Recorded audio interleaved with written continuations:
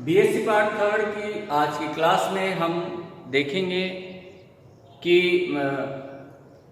जो ठोस है ठोसों की जो आंतरिक ऊर्जा है वो क्या रहेगी और जालक विशिष्ट ऊष्मा क्या रहेगी। हमने कल बात की थी जो माध्य ऊर्जा है उस पर। माध्य ऊर्जा हमने फाइंड आउट की थी।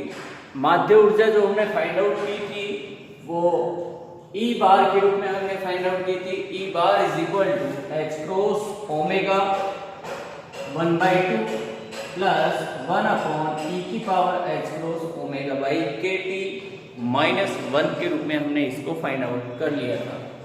इसके बाद आज हम आगे इससे बढ़ते हैं। आज हमारा जो टॉपिक है नंबर 3 वो है ठोस की आंतरिक ऊर्जा। तो ठोस की जो आंतरिक ऊर्जा है वो आइंस्टीन के अनुसार जो n दोलक वाले ठोस में जो कंपन विधाओं की संख्या होती है वो होती है 3n। इसके बारे में हम कल बता चुके हैं कि 3 डायरेक्शन होती है और 3 डायरेक्शन कौन कौन सी, x, y और z। 3 डायरेक्शन में यदि n परमाणु n दोलक कंपन करते हैं 3 डायरेक्शन में तो वहां जो कंपन विधाओं की संख्या होगी वो होगी 3n के रूप में। और जब 3n कंपन विधाओं की संख्या होती है तो उस स्थिति में आइंस्टीन के अनुसार जो कुल आंतरिक ऊर्जा व्यक्त की गई है जिस फॉर्मूले के अकॉर्डिंग वो हम यहाँ डिस्कस करेंगे। तो जो ठोस की आंतरिक ऊर्जा है, ठोसों की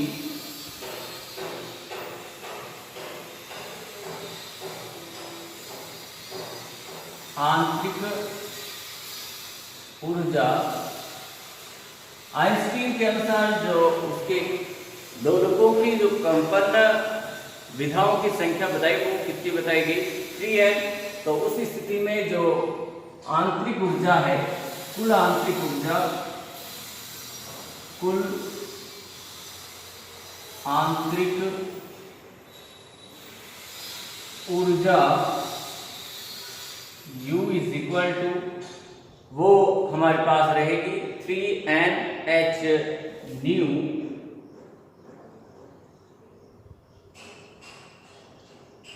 H cross omega by 2, new नहीं 3NH cross omega by 2 plus 3NH cross omega plus 3NH cross omega और इसके साथ में 1 अपॉन E की power H cross omega by KT minus 1। ये हमारे पास जो है उसकी कुल आंतरिक ऊर्जा हमें फाइंड आउट होती है इस फॉर्मूले के अनुसार। कुल आंतरिक ऊर्जा होगी वो होगी U इज इक्वल टू 1/2। इसको जो ये फॉर्मूला था हमने इसको 3n से मल्टीप्लाई कर दिया है। 3 जो कि डायरेक्शन होती है उनके अनुसार जो कंपन विधाओं की संख्या होती है उसके साथ इसको मल्टीप्लाई कर देंगे तो 3NH cross omega by 2 3NH cross omega 1 upon E की power H cross omega by KT minus 1 के रूप में हमें जो है टोटल एनर्जी फाइंड आउट हो जाती है। ये हमारा तीसरे नंबर का पद रहा। इसके बाद हम बात करते हैं जो जालक है उन जालकों की विशिष्ट ऊष्मा पर हम बात करते हैं। तो हम जानते हैं कि जो ठोस है ठोस की मोलर विशिष्ट ऊष्मा की यदि हम बात करें और नियत आयतन पर मोलर विशिष्ट ऊष्मा की बात करें तो वो Cv के रूप में हम लेंगे और Cv is equal to du/dt हम फाइंड आउट कर चुके हैं। तो यहाँ जो हमारे पास कुल आंतरिक ऊर्जा है उसका विद रेस्पेक्ट टू T आयतन को नियत रखते हुए हम यहाँ अवकलज लेंगे उसका, वही हमारी मोलर विशिष्ट ऊष्मा रहने वाली है। तो यहाँ जो हमारे पास कुलांतरिक ऊर्जा है उससे आगे बढ़ते हैं। तो हम बात करेंगे जालक विशिष्ट ऊष्मा पर। तो जालक विशिष्ट ऊष्मा, जालक विशिष्ट ऊष्मा। तो ठोस की जो मोलर विशिष्ट ऊष्मा की बात करें तो ठोस की मोलर विशिष्ट ऊष्मा, चूंकि ठोस की मोलर विशिष्ट ऊष्मा CV is equal to du upon dt v के रूप में। और जो हमारे पास यहाँ u है, u हम देख चुके हैं, ये हमारे पास कुल ऊर्जा है। तो इसका with respect to t, time के रेस्पेक्ट में हम जो है इसका अवकलन करेंगे। टाइम नहीं, टेम्परेचर के, t यहाँ टेम्परेचर ले रहे हैं तो t टेम्परेचर के रेस्पेक्ट में हम इसका अवकलन फाइंड आउट करेंगे। क्योंकि ये कांस्टेंट टर्म है तो कांस्टेंट टर्म का डायरेक्ट अवकलज 0 होगा। तो यहाँ हम इस पद का अवकलज देखते हैं, CV इज इक्वल टू, देखिए ये कांस्टेंट है तो ये बाहर ऐसा का ऐसा रह जाएगा, 3n h ओमेगा। बाकी इसका अवकलज देखिए आप, तो 1 अपॉन x की तरह सबसे पहले हम इसको ट्रीट करते हैं। तो इसकी पावर 1 अपॉन x की पावर ऊपर लेकर के जाएंगे तो -1, तो n -1, यहाँ हम इसको इस तरह से सोल्व करेंगे तो इसकी पावर बनेगी हमारे पास, जब इसको हम ऊपर की तरफ लेकर के जाएंगे तो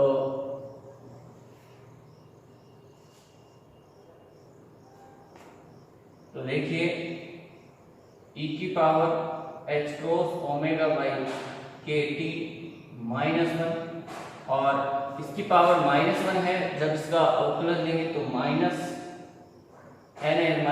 तो माइनस का 2, ठीक है। इस तरह से ये अवकलन बनेगा। इसके बाद हम बात करते हैं आगे, ये तो हुआ इस पूरे पद का। अब लेंगे e की पावर x का, तो e की पावर x का अवकलन बनेगा e की power x h cross omega by kt के रूप में। उसके बाद इस पद का लेंगे तो यहाँ h ओमेगा और k ये कांस्टेंट है, तो 1 अपॉन t का जब हम अवकलज लेंगे तो माइनस का 1 अपॉन t स्क्वायर हमें फाइंड आउट होता है। तो यहाँ इसका अवकलज बनेगा h क्रॉस माइनस का h cross omega by k t square के रूप में यहाँ ये अवकलज इसका हमें फाइंड आउट होता है। इसको पूरे को हम सोल्व करें तो 3n h cross omega minus minus plus, और इस पूरे पद को बाहर ले लीजिए आप, तो h cross omega by k t square, इसे हम नीचे की तरफ ले जाएं तो 1 अपॉन e की power minus h cross omega by k t -1 की पावर 2, ये हमारे को फाइंड आउट होगा। इसके बाद हम इसको और आगे सॉल्व करते हैं। तो देखिए h क्रॉस का स्क्वायर यहाँ बन रहा है, ओमेगा का स्क्वायर यहाँ बन रहा है, t का स्क्वायर यहाँ बन है हमारे पास, और इसको ऊपर और नीचे k से हम मल्टीप्लाई कर देते हैं तो k का स्क्वायर भी हमारे को यहाँ मिलेगा। तो CV इज इक्वल टू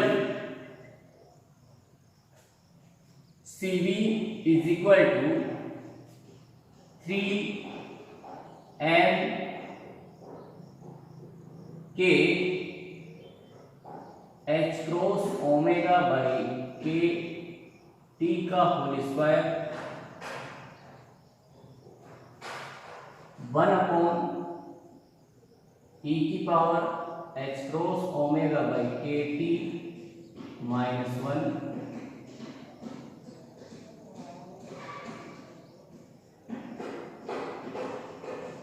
का होल स्क्वायर। ये हमें यहाँ फाइंड आउट होता है। तो ये हमें जो है यहाँ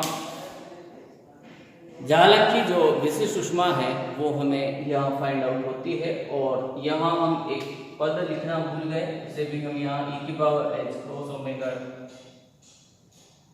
बाई के टी, इसे भी हम यहाँ लिखें e की power h cross omega by के टी, ये भी यहाँ पद रहेगा। तो ये इस तरह से हमने जो है इसकी ठोस की जो विशिष्ट ऊष्मा है, मोलर विशिष्ट ऊष्मा, उसको फाइंड आउट किया। और ठोस की मोलर विशिष्ट ऊष्मा हमें जो मिलेगी वो ये होगी 3n के h क्रॉस ओमेगा बाई के टी का whole square divide into e की power h cross omega by के टी। ठीक है, ये हमारे पास पद रहता है। इसको मैं थोड़ा नीचे लिख देता हूँ, आप लोगों को शायद लिखने में प्रॉब्लम हो, तो इसको मैं दोबारा से लिख देता हूँ। C V is equal to 3n h cross omega k h cross omega by के टी का होल स्क्वायर e की power h omega k T divide by e की power h cross omega by के T minus 1 का whole square. ये हमारे पास जो है किसी ठोस के लिए जालक विशिष्ट ऊष्मा रहती है। यहाँ हम मान करके चलते हैं h क्रॉस ओमेगा बाई के टी को थीटा ई से रिप्लेस कर लेते हैं। तो माना h cross omega by k is equal to theta E. Theta E हम मान करके चल रहे हैं इसको, थीटा ई हो तो C V is equal to 3n k theta E by T का स्क्वायर e की power theta E by T divide by e की power theta E by T minus 1 का होल स्क्वायर। ये हमारे पास equation बने। और यदि हम एक मोल की बात करें, एक मोल के लिए n k is equal to क्या होगा r। एक मोल के लिए n k is equal to r। तो फिर ये इक्वेशन इस तरह से चेंज हो जाएगी आपके C V is equal to 3r theta E by T का स्क्वायर e की power theta E by T divide by e की power theta E by T minus 1 उसका होल स्क्वायर। तो ये इक्वेशन हमें इस तरह से मिलेगी। अब यहाँ हम दो केस पर चर्चा करेंगे। एक तो उच्च ताप की कंडीशन में कि उच्च ताप हो, उस कंडीशन पे क्या रहेगी मोलर विशिष्ट ऊष्मा, और यदि निम्न ताप है तो निम्न ताप की कंडीशन में जो मोलर विशिष्ट ऊष्मा है तब क्या रहेगी। इन दो बातों पर हम इस पर यहाँ डिस्कस करेंगे। तो यहाँ हमारे पास जो मोलर विशिष्ट ऊष्मा है C V is equal to 3r theta E by T का स्क्वायर e की power theta E by T upon e की power theta E by T minus 1 का होल स्क्वायर इस रूप में है। अब यहाँ हम दो केस पर चर्चा करते हैं। तो देखिए सबसे फर्स्ट केस हम लेते हैं केस 1, वो लेते हैं उच्च ताप पर, उच्च ताप पर हायर टेम्परेचर की कंडीशन में क्या सिचुएशन रहेगी, ये जो इक्वेशन है इस तरह से रहने वाली है। तो उच्च ताप की कंडीशन में जो टेम्परेचर T है वो थीटा ई की तुलना में बहुत ही अधिक होगा, यानी कि T is very very greater than to theta E. तो इस सिचुएशन में जो हमारे पास e की power theta E by T है वो लगभग 1 plus theta E by T के तुल्य माना जा सकता है। इसलिए e की power theta E by T, इस पद को हम ले सकते हैं 1 plus theta E by T के बराबर। तब ये इक्वेशन कैसे चेंज होगी, आइए देखिए। तो यहां वैल्यूज रखते हैं, क्योंकि हमारे पास Cv इज इक्वल टू हम जानते हैं 3r theta E by T का होल स्क्वायर, e की power theta E by T, e की power theta E by T minus 1 का होल स्क्वायर, ये बनता है।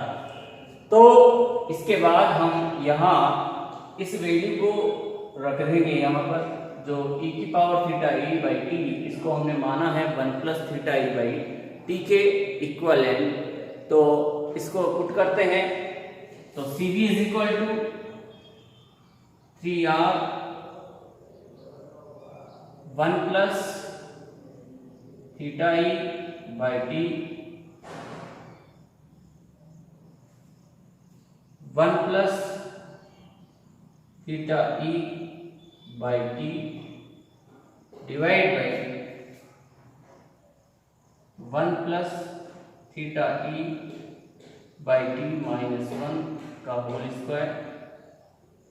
तो देखिए यहाँ 1 से 1 कैंसिल हो जाएगा और थीटा ई बाई टी का स्क्वायर यहाँ हमारे पास बनता है, थीटा ई बाई टी का स्क्वायर यहाँ हमारे पास बनेगा। और यहाँ यहाँ हमारे पास थीटा ई बाई टी का स्क्वायर है,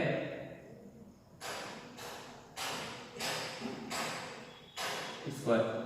तो देखिए Cv is equal to 3r theta E by T का square 1 plus theta E by T upon theta E by T का स्क्वायर। तो यहाँ ये 2 घात से इसकी 2 घात कैंसिल हो जाएगी और फाइनली जो हमें रिजल्ट फाइंड आउट होगा वो हमें मिलेगा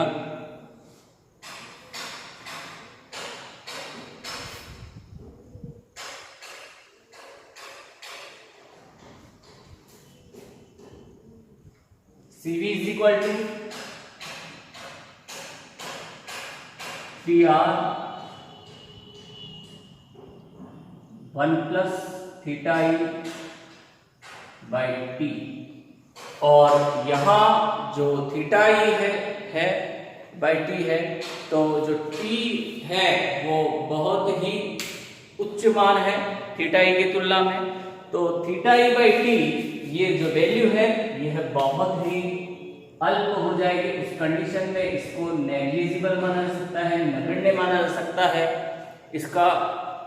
इसको जो है नेग्लेक्ट किया जा सकता है। तो हमारे पास जो Cv की वैल्यू होगी, Cv वो होगी 3r के बराबर उच्च ताप की सिचुएशन में, हायर टेम्परेचर की सिचुएशन में हमारे पास ये स्थिति रहेगी Cv is equal to 3r।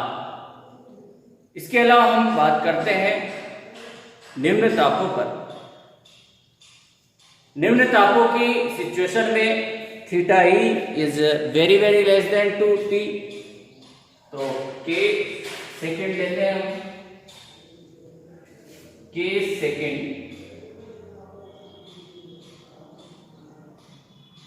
निम्न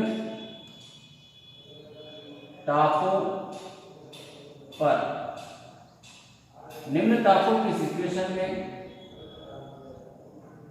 T is very very less than to theta E, जो T का मान है वो थीटा E की तुलना में बहुत अल्प होगा, तब हम कह सकते हैं कि theta E upon T is very very greater than to 1, एक की तुलना में इसका मान बहुत अधिक होगा, और ये अधिक होगा तो e की power theta E by T is very very less than, is greater than to 1, एक की तुलना में इस वैल्यू भी बहुत अधिक रहेगी। तो जब ये वैल्यू अधिक रहेगी तो अब हम इस का यूज करते हैं, इसका उपयोग करते हैं हमारे फॉर्मूले के अंतर्गत। तो जब हम CV is equal to 3r theta E by T का होल स्क्वायर, जब यहाँ इस वैल्यू को रखेंगे तो ये एक की तुलना में बहुत अधिक है, तो यहाँ जो हमारे पास मान बनेगा, चूंकि CV is equal to 3r theta E by T का होल स्क्वायर, e की power theta E by T, e की power theta E by T -1 का होल स्क्वायर है, और ये वैल्यू एक की तुलना में बहुत अधिक है, तो डायरेक्टली हम इसका स्क्वायर लिख सकते हैं। तो स्क्वायर एक घात से इसकी एक घात कैंसिल हो जाएगी, तो यहाँ हमारे पास CV is equal to 3r theta E by T का होल स्क्वायर, e की पावर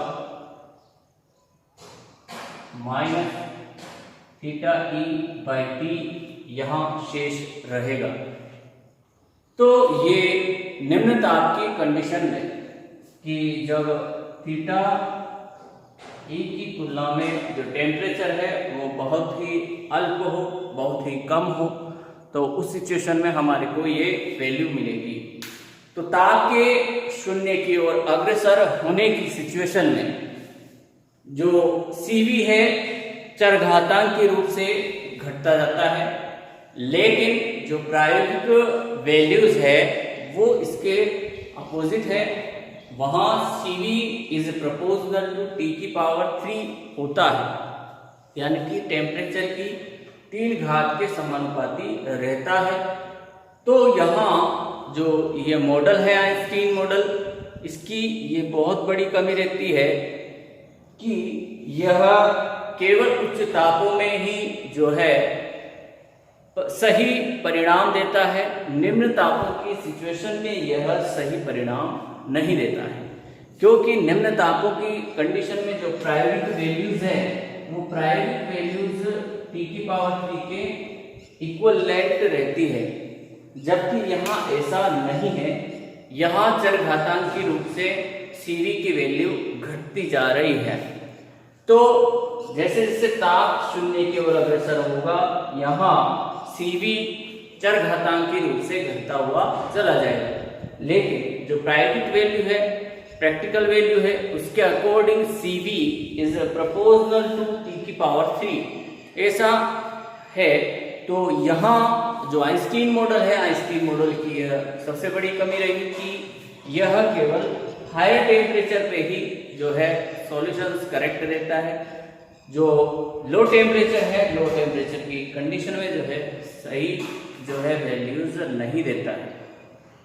ये इस आइंस्टीन मॉडल की कमी रही। दूसरी कमी की बात करें तो आइंस्टीन मॉडल के अनुसार ठोस के सभी अणु, ठोस के जितने भी अणु हैं वह स्वतंत्र दोलक के समान कंपन करते हैं, स्वतंत्र दोलक के समान कंपन करते हैं, जबकि ठोस में सभी परमाणु या सभी जो अणु हैं परस्पर बंधे हुए रहते हैं और युग्मित अवस्था में होते हैं और युग्मित दोलकों के समान कार्य करते हैं। ये दूसरी कमी रही, क्योंकि वह तो मान रहा था कि स्वतंत्र दोलक की समान कंपन करते हैं, लेकिन हम देखते हैं कि जो ठोस है, ठोस के जो अणु हैं वो युग्मित अवस्था में होते हैं, युग्मित दोलक की तरह वह कार्य करते हैं, स्वतंत्र नहीं रहते। तो इस तरह से जो आइंस्टीन मॉडल था उसकी ये दो कमियां यहाँ हमने देखी। इन कमियों को दूर करता है फिर डीवाई मॉडल। तो डीवाई मॉडल पर हम नेक्स्ट क्लास में चर्चा करेंगे। आज की क्लास में इतना ही। Thank you all of students.